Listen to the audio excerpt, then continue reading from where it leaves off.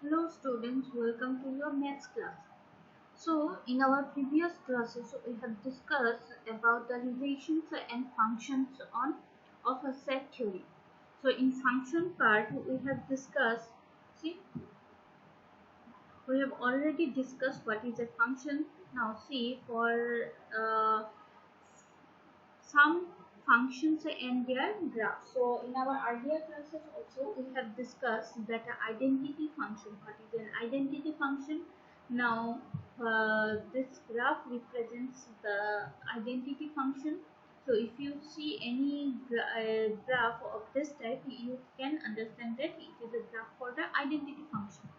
Now the second one is the second type of function is a constant function. Now for constant function we have already discussed. So define the function f from the set R to the set R by y is equals to f of x is equals to c. That means for any real number x under f you will get a particular value which is c. So in case of c can be any number, any constant number where x belongs to capital R, that means x is a real number and c is any constant, and each x belongs to R. So for this function, particular function, our graph will be of this type. And if you notice this graph carefully, you can see that this is the x-axis, this particular line is the y-axis. Now this graph represents the f of x is equals to c. That means if you notice this part, if this particular line is at a perpendicular distance of a c from the x-axis, because here the constant is c. Now it can be minus c also. If it is a minus c, then you will get this graph, this line in this place, because this is the negative of y-axis. So for plus c, it is above x-axis. For negative c, you will get the graph below the x-axis.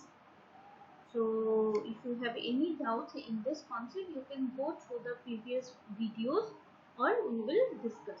Okay. So next we have discussed about the polynomial functions. Now what is a polynomial function? See, this polynomial function is important. So a function f from capital R to capital R. That means this capital R represents the real numbers. So f from real number to real number is said to be a polynomial function if for each x belongs to R, y is equals to f of x, where f of x is some polynomial like a0 plus a1x plus a2x square up to an x, where n is a non-negative integer and a0, a1, an are all real numbers. Now this function, the function defined by C, for example, I have taken one function like f of x is equals to x cubed minus x square plus 2, and g of x is equals to x to the power 4 plus root 2x are some examples of polynomial function. Now see, there is one more example. H of x is equals to x to the power 2 by 3 plus twice n twice x is not a polynomial. But why it is not polynomial? Because of the power of x, which is 2 by 3. Okay. So always remember, if you have this type of powers, that fraction, that will not be a polynomial. So let's do one example. By the way, I have already discussed this example. So here for your convenience, I am again repeating this one. So define the function f from real number to real number while y is equals to f of x is equals to x square, where x belongs to capital R. Now what is the domain and range of this function? Draw the graph of f. So here first of all you have to draw the graph. So the given function is f from R to R, and the definition of x is y is equals to f of x, which is equals to x square, where x belongs to capital r. That means x is a real number. Now if you choose any real number, suppose I have taken for this table, I have taken the first value as a 1. So if you put a value of 1, that means f of 1, you will get 1 square, which is again 1.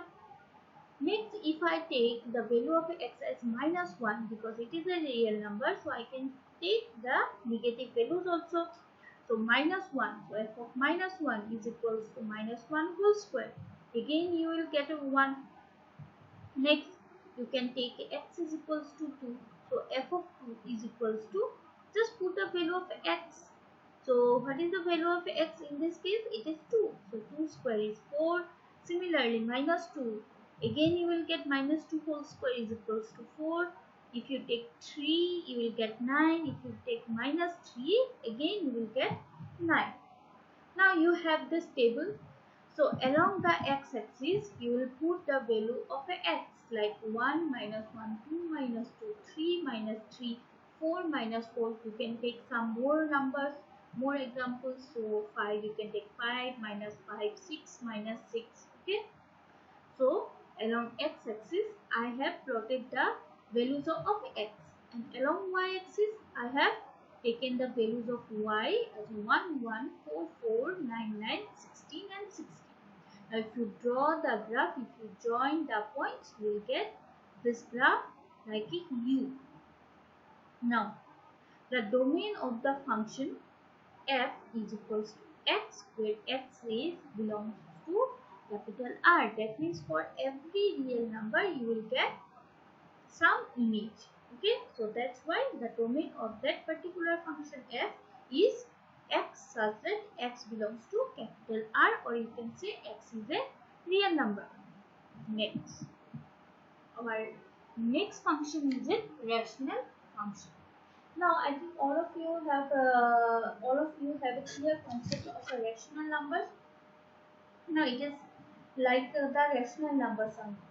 So rational functions, the function of the type f of x divided by g of x, where f of x and g of x are polynomials of x defined in a domain where g of x is not equals to 0, is called a rational function. Now see, why I have written g of x is not equals to 0, this is very important. Because see, g of x is in the denominator. Okay? If the denominator becomes 0, it will be undefined.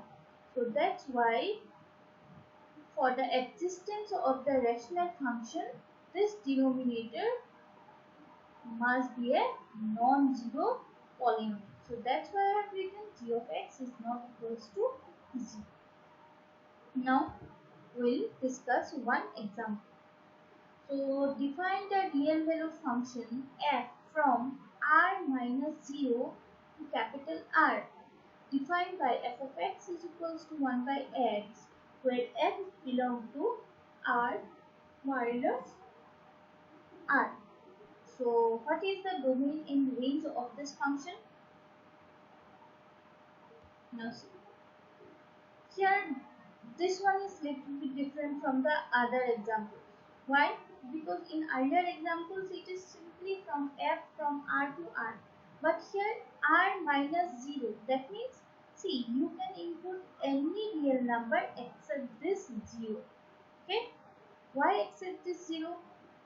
Because, see, the function is f of x is equals to 1 by x. Now if you put the value of x, or if you take the value of x as 0, 1 by 0 will be undefined. But in the definition itself, it is given that the denominator must be a non-zero rational number, non-zero polynomial. So that's why I cannot take 0.